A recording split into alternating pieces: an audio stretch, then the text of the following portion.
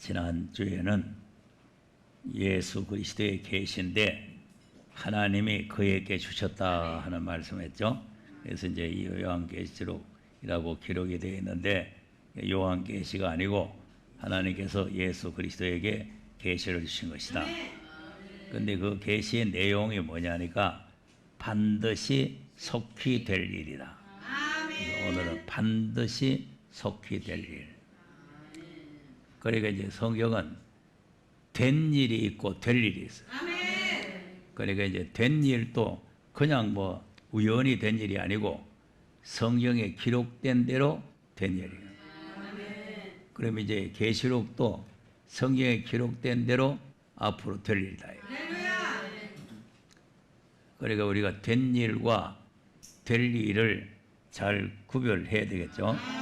그래서 이제 된 일은 예수님이 성경대로 오셔가지고 성경대로 죽으시고 성경대로 부활하시고 성경대로 성천하시고 성경대로 성령을 보내주셨다.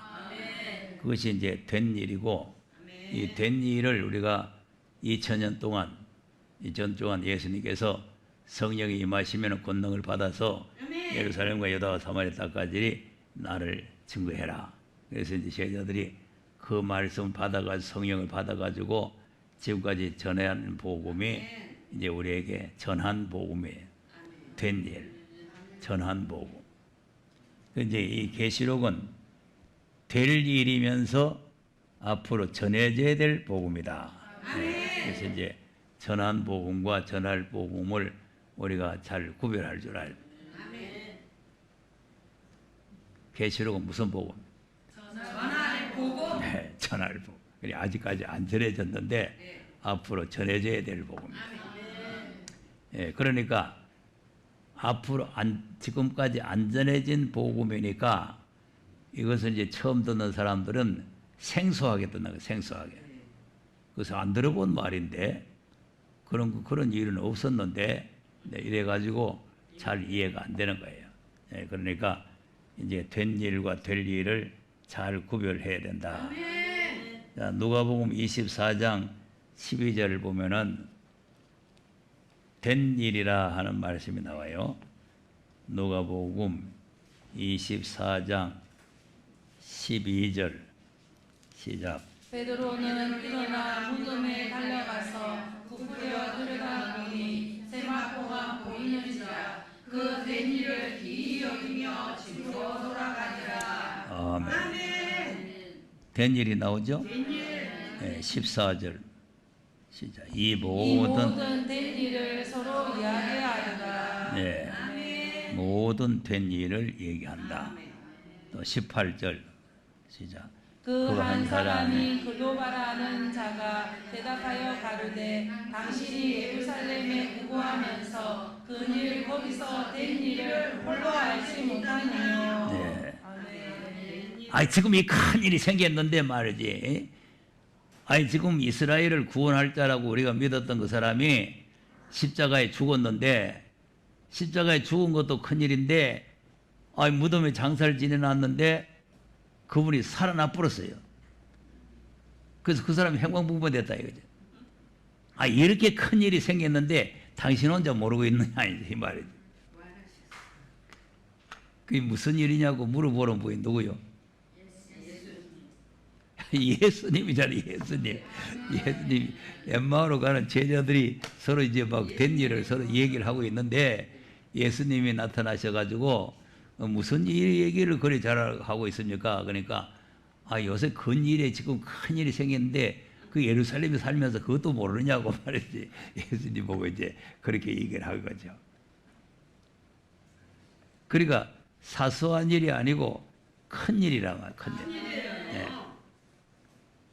큰 일이요, 작은 일? 큰 일이에요. 아니 사람을 죽였는데 그 사람이 무덤을 열고 살아나왔다. 야, 이거 신기한 일이란 말이에요. 그리고 이렇게 큰 일이 생겼는데 왜 당신 혼자 모르고 있느냐? 이렇게 이제 예수님께 따지고 이렇게 말하니까 예수님께서 뒤에 가서 이제 성경을 가지고 풀어서 이제 메시아가 와서 고난 받아가지고 죽었다가 살아날 것이 성경에 기록된 대로 그렇게 된 것이다. 이렇게 설명을 해준 거죠. 그러니까 성경대로 죽으시고 성경대로 살아나셨다. 이걸 이제 설명을 해준 거란 말이에요. 그래서 이제 고린도전서 15장에도 이제 바울이 설명할 때에 내가 너희들에게 전한 복음을 헛되이만 믿지 아니하면 이로 말미암아서 구원을 받는다. 내가 너희들에게 전한 복음은 성경대로 죽으시고 사흘 만에 장사 지냈다가 성경대로 다시 살아나셨다. 이 사실을 헛되이만 믿지 아니하면 그 복음으로 구원을 받는다. 그러니까 지금 기독교 2000년 동안에는 그것으로 구원받기 때문에 이 마지막 때 이 말씀이 이해가 안 돼서 자꾸 시험 드는 거예요. 예? 예수님이 십자가에 죽으시고 부활하신 것만 믿으면 구원받는데 뭘 또 다른 게 또 뭐 있느냐. 예? 그리고 이해가 잘 안 되는 거죠. 그런데 계시록은 그때 당시에 그 네로 황제가 아주 박해가 심할 때에 그런 박해를 이겨라고 그때 주신 말씀이지 그거는 뭐 지금 뭐 별다른 말씀이 아니다. 이렇게 생각해요. 이것이 이제 큰 화건입니다. 큰 화건. 왜 화건이냐 하면은 유대인들이 피부가 완전히 히브리인 중에 히브리인이고 아브라함의 자손이고 할례도 받고 율법을 다 지켰는데 하나님께서 모세에게 율법을 지키라고 탁 산에서 40일 동안 금식을 하면서 받았는 말씀이고 여기에다가 피를 뿌려가지고 약속을 세워가지고 이 말씀이 있는데 무슨 또 뭐 나사렛 예수를 믿어야 되느냐. 그 예수 같은 거 안 믿는다. 그 초림 때와 똑같은 거예요. 그러니까 지금 재림 때도 십자가에 죽으시고 부활하신 게 다 됐는데 뭘 또 그런 거 있느냐. 그건 나는 안 믿겠다. 그러면 그게 또 낭패가 되는 거죠. 그래서 지금 이 된 일과 될 일을 우리가 분명하게 구별할 줄 알고 그래서 이제 된 일은 이루어진 사건, 초림의 예수님이 오셔가지고 이루어진 사건, 될 일은 재림으로 오셔서 이루어야 할 사건이다. 자, 그런데 재림으로 오셔서 이루어야 될 사건 중에 뭐 여러 가지 많이 있지만은 가장 중요한 것이 뭐냐면은 순교자들의 원한을 이루어 주시는 일이다. 자, 계시록 6장 9절에서 11절까지 한번 보겠습니다. 시작. 다섯째 인을 떼실 때에 내가 보니 하나님의 말씀과 저의 가진 증거를 인하여 죽임을 당한 영혼들이 제단 아래 있어 큰 소리로 불러 가르되 거룩하고 참되신 그의 주제여 땅에 거하는 자들을 심판하여 우리 피를 시험하여 주지 아니하시기를 어느 때까지 하시려나이까 하니 각각 저희에게 흰 두루마기를 주시며 가라사대 아직 잠시 동안 시되 저희 동무종들과 형제들도 자기처럼 죽임을 받아 그 수가 자기까지 하라 하시더라. 아멘. 자, 하나님께서는 이 수를 중요하게 생각합니다. 그래서 이제 로마서 11장에 보면은 이방인의 수가 차기까지 하는 말씀입니다. 이방인의 때가 차기까지 하는 말씀. 여기는 이제 순교자 동무의 수가 차기까지 이렇게 말씀했는데, 근데 그 수에 대해서는 이제 나중에 말씀을 드리고 여기서 이제 중요한 내용은 뭐냐니까 복음을 위해서 하나님과 예수를 증거하기 위해서 목병을 받은 영혼들이 땅에 거하는 자들을 심판해서 우리 피를 신원해 주지 아니하시기를 어느 때까지 하시렵니까? 그 신원이라는 말이 뭐냐면 원수를 갚아달라는 거예요. 원수를 갚아달라. 하나님의 보수하시는 날. 그러니까 원수를 갚아주지 아니하시기를 어느 때까지 하시렵니까? 이렇게 부르짖는 거예요. 왜 부르짖느냐 하면은 하나님께서 법으로 원수를 너희들이 갚지 말고 원수 갚는 것을 내게 맡겨라. 원수 갚는 게 내게 있다. 이렇게 말씀을 해놨단 말이에요. 그러니까 우리가 스스로 원수를 갚는 것이 아니고 하나님이 갚아주시는 거죠. 자, 로마서 12장 보세요. 12장 19절에서 한번 보겠습니다. 시작. 내 사랑하는 자들아, 너희가 친히 원수를 갚지 말고 진노하심에 맡기라. 기록되었으되 원수 갚는 것이 내게 있으니 내가 갚으리라고 주께서 말씀하시니라. 아멘. 너희들이 친히 원수를 갚지 말고 진노하심에 맡기면 하나님께서 갚아주겠다. 그러니까 오히려 원수를 갚지 말고 뭐 하라는 거다. 네 원수가 죽이거든 먹이고 목마르거든 마시우라. 그리함으로 내가 숯불을 그 머리에 쌓아 놓으리라. 네. 자, 원수를 갚아야 되는데 원수한테 먹이고 원수를 사랑하고 원수를 갚지 말고, 야, 이거 정말 어려운 겁니다. 근데 그것이 뭐냐 하니까 그 사람 머리바구에다가 숯불을 쌓는 거라는 거죠. 불심판이 내린다는 거죠. 자, 그러니까 지금 이 원수를 이제 갚지 마라, 내게 맡겨라 자고 이것이 이제 지금 6천년 동안 창세기로부터 지금까지 내려온 거예요. 지금까지 내려왔는데 이제는 마지막에는 원수를 갚아줘야 되잖아요. 또 이사야서 34장 8절도 한번 보겠습니다. 찾았습니까? 시작. 이것은 여호와의 고소할 날이요 시온의 성사를 위하여 신원하실 해라. 아멘. 자, 시온의 송사죠. 그래서 이제 땅에 거하는 자들을 심판해서 우리 피를 신원에 다 주시오 하는 게 송사예요. 하나님 앞에 이제 소송을 하는 소송. 예, 내가 이렇게 억울하게 죽었습니다. 내가 이 원통한 일을 당했습니다. 그래서 여러분 이제 억울한 일 당하고 원통한 일 당하면 친히 원수를 갚지 말고 하나님 앞에 그 억울한 것을 알아야 된다.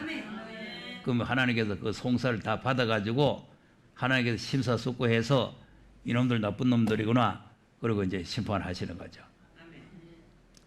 심판을 하시는데, 그러니까 이제 이 성경이 예언이 되어 있어요. 예언이. 그러니까 반드시 속히 될 일이라는 것이 그냥 계시록을 가지고 속히 될 일이 아니고 그종 선자들에게 다 그 말씀을 해놨단 말이에요. 원수를 갚아준다. 신원해준다. 61장 2절도 한번 보겠어요. 이사야 61장 2절.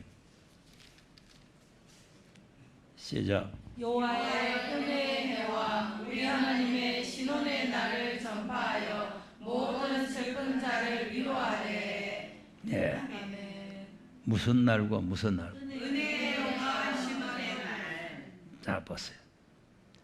그런데 이제 여기에는 은혜해와 신원의 날이라고 딱 말씀을 해놨는데 신약에 와서는 신의 날이 없어요. 신약에 가서는. 자, 이 말씀을 예수님께서 이 세상에 오셔가지고 자기가 태어나신 곳 나사렛 동네에 가가지고 회당에서 제일 첫 번 설교했는 내용이 이 본문의 말씀이에요.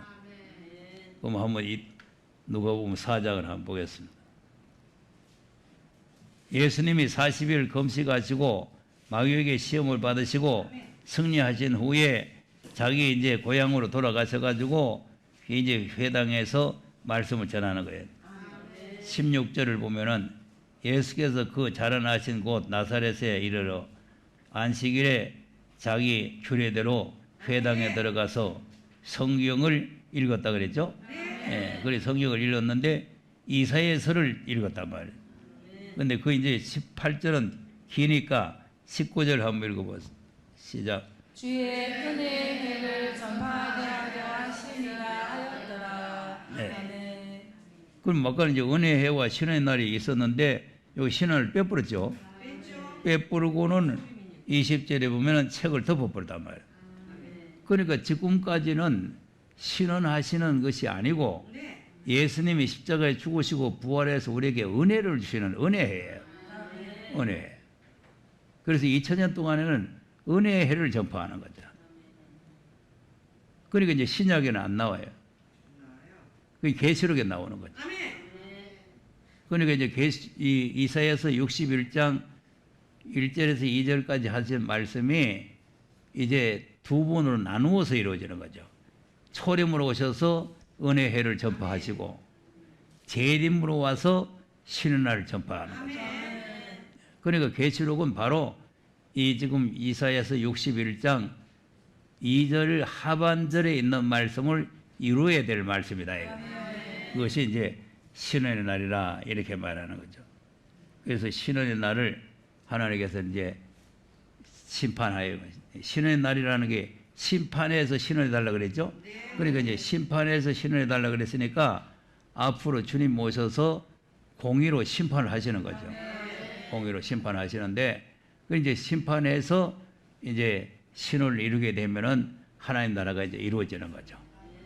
그럼 이제 이 계시록 6장에서는 신원해 달라 이렇게 요청을 하는데, 자, 계시록 18장 20절에는 보면은 어떻게 돼요? 시작. 하늘과 성도들과 사도들과 선지자들아 그를 인하여 즐거워하라. 하나님이 너희를 신원하시는 심판을 그에게 하셨습니다. 아멘. 아멘. 자, 그러니까 이제 6장에는 신원해 주시오 하는 그런 요청이고, 여기서는 신원을 했다 하는 거죠. 그러니까 앞으로 될 일이라는 게 무슨 일이 되느냐, 이 순교자들의 원통하고 억울한 그 사정을 심판해서 신원해 주시는 일을 하시는 것이다. 그래서 이제 계시록 19장 1절 2절도 한번 보세요. 시작. 이후에 내가 들으니 하늘에 허다한 무리의 큰 음성 같은 것이 있어 가로되 할렐루야, 구원과 영광과 능력이 우리 하나님께 있도다. 그의 심판은 참되고 의로운지라. 은행으로 땅을 거룩게 한 큰 음녀를 심판하사 자기 종들의 피를 그의 손에 갚으셨도다 하고. 아멘. 아멘. 자, 그러니까 이제 신원이라는 거는 그 피값을 갚는 거죠. 원수를 갚아주는 거는. 예, 그것이 그 일을 하기 위해서 11절에 주님이 백마를 타고 와셔가지고 공의로 심판하는 거죠. 11절 시작. 또 내가 하늘이 열린 것을 보니 보라 백마와 한 자가 있으니 그 이름은 충신과 진실이라. 그가 공의로 심판하며 아멘. 그러니까 이제 신원을 끝내고 또 심판하는 게 아니고 신원해 주려니까 이렇게 백마를 타고 오셔가지고 공의로 심판을 해야 된다. 이제 그런 말. 그러니까 이제 우리가 앞뒤를 잘 분별할 줄 알아야 되는 거죠. 그러니까 뭐 다 심판해버리고 신원해버렸는데 또 주님이 오셔가지고 또 공의로 심판하고 이런 게 아니고 이렇게 이제 공의로 심판하는 게 바로 신원하기 위해서 하시는 일이다. 그래서 이제 우리 예수님께서 이제 다시 오시는 것은 이렇게 신원해 주기 위해서 오시는 거죠. 이걸 지금 잘 모르는 거죠. 하나님은 사랑이시다. 하나님은 은혜를 주시는 분이다. 이제 이렇게만 생각을 했지 원수 갚는 신의 날이 온다, 심판이 온다는 것은 전혀 모르는 거죠. 알긴 아는데 어떻게 아느냐 하면은 예수 안 믿는 사람들을 심판한, 예수 안 믿는 사람. 그러니까 우리는 이미 구원 다 받았으니까 주님 오시면은 왱 하고 다 올라가고, 예수 안 믿는 사람들은 다 심판받고, 요렇게 돌대가리가 돼가지고 알고 있으니까 전부 다 심판을 받는 거죠. 계시록은 이방 사람 심판한다는 게 아닙니다. 이방 사람은 예수를 안 믿음으로 이미 심판을 받아버렸어요. 예수를 안 믿는 그 자체가 벌써 심판 받아본 거예요. 그러면 계시록은 누구한테 주느냐? 예수 믿는 사람들이라고 줘요. 안 믿는 사람들이 듣고 뭐 청량 받으라, 청량 뭐 그게 아니고 예수를 믿는 사람, 하나님의 교회가 된 사람, 하나님의 종들이 된 사람, 이런 사람들에게 들으라고 주신 말이에요. 그러니까 그 말씀을 아, 그렇구나. 신의 날이 오는구나. 심판하는 날이 오는구나. 이렇게 이제 깨닫고, 아, 우리도 그 심판의 날에 동참을 해야 되겠다. 이렇게 되는 사람들을 요 복음으로 빼내는 거예요. 네. 그것이 누구냐 하니까 진짜 백이에요. 진짜 백. 예수를 믿는 사람 중에도 진짜 백이에요. 여기 우리가 와 있다고 우리는 다 진짜 백인 줄 착각하면 안 됩니다. 진짜 백이를 빼내는 거예요. 계시록 17장 14절 한번 보세요. 시작. 저희가 어린 양으로 더불어 싸우려니와 어린 양은 만주의 주시오 만왕의 왕이시므로 저희를 이기실 터이요 또 그와 함께 있는 자들 곧 부르심을 입고 빼내심을 얻고 진실한 자들은 이기리로라. 아멘. 자, 부르심을 입고 빼내심을 얻죠? 누굴 빼내요? 진실한. 자, 어린 양과 같이 있다. 그와 같이 있는 사람. 그러면 그와 같이 있는 사람이 누구냐? 14장 1절 한번 보겠습니다. 14장 1절 시작. 또 내가 보니 보라 어린 양이 시온산에 섰고 그와 함께 14만 4천이 섰는데 그 이마에 어린 양의 이름과 그 아버지의 이름이 쓴 것이 있더라. 아멘. 그럼 아까 이제 6장에 보면은 누가 그 앞에 서리오 그랬죠? 그 아무도 설 수 없는데 여기 보면은 14만 4천이 같이 섰잖아요. 그리고 아까 17장에 보면은 부르심을 받고 빼내심을 받은 자들이 그와 함께 섰잖아요. 그러니까 이제 그 17장 14절에 있는 말씀이나 17장 14절이나 14장 1절이 같은 뜻이에요. 그러니까 지금 우리는 여기 와서 요 사람 14만 4천 요 진실한 사람 되는 훈련을 하는 거예요. 그 이제 그 훈련을 하는데 다 중간에서 떨어져요. 훈련을 하는데. 그래서 이거는 진짜 진실한 사람이라야 이 말씀을 탁 붙들고 끝까지 가서 하나님 앞에 이제 도장을 맞는 거죠.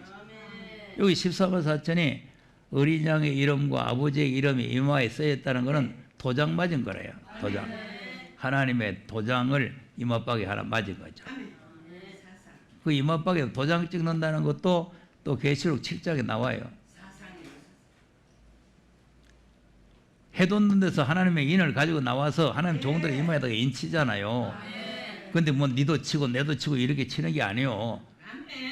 뭐 김사랑과 뭐 이 사랑 뭐 여자 목사 하나 뭐 천국 갔다 왔다는 사람 그 천국 가니까 하나님께서 가서 인치고 오라 한다고 해서 거기에 있는 할마시들하고 뭐 몇 사람 몇 사람 앉은 데다가 이마박에다가 착착착 도장을 찍었다는데 그런 인이요? 이마박에다 손바닥을 가지고 두드리기 하나님의 인이 아니고 하나님이 인정을 하는 사람이에요. 아, 이 사람 너는 됐다. 이렇게 하나님 인정을 하는 사람.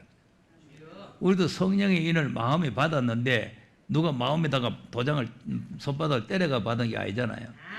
하나님께서 인정을 해야 된다. 그러니까 하나님께서 이런 시험 저런 시험을 거쳐가지고 여러 가지 시험에서 합격을 할 때에 도장을 찍는. 그래서 이제 그 합격하는 사람이 누구냐 하니까 진실해야 된다. 진실하기만 하면은 뭐 누가 뭐라 하든지 누가 무슨 비웃든지 뭐가 조롱을 하든지 절대 시험 들지 않고 또 요즘 뭐 유혹이 많아가지고 거짓된 것들이 많이 나오는데 그것도 무슨 유튜브 듣고 아 그거 잘한다 하고 또 그렇게 나가고 이런 사람들은 안 되는 거예요. 예, 그런 게 다 우리 시험거리예요. 시험거리. 진짜 말씀이 바로 깨달아졌으면 그 뭐 누가 뭐 잘하니 뭐하니 거의 흔들릴 필요가 없어요. 그러니까 이게 안 깨달아지니까 어디 더 좋은 데 없나 하고 찾다가 아, 그 더 좋은 데 있구나 그러고 가는 거죠. 그러니까 이제 우리도 언제 어느 때 어떤 시험 받고 어떤 미혹을 받아가지고 떨어질지 모르니까 이 말씀을 바로 깨달아서 진실한 자가 돼가지고 견고히 잡아야 될 줄로 믿으시기 바랍니다.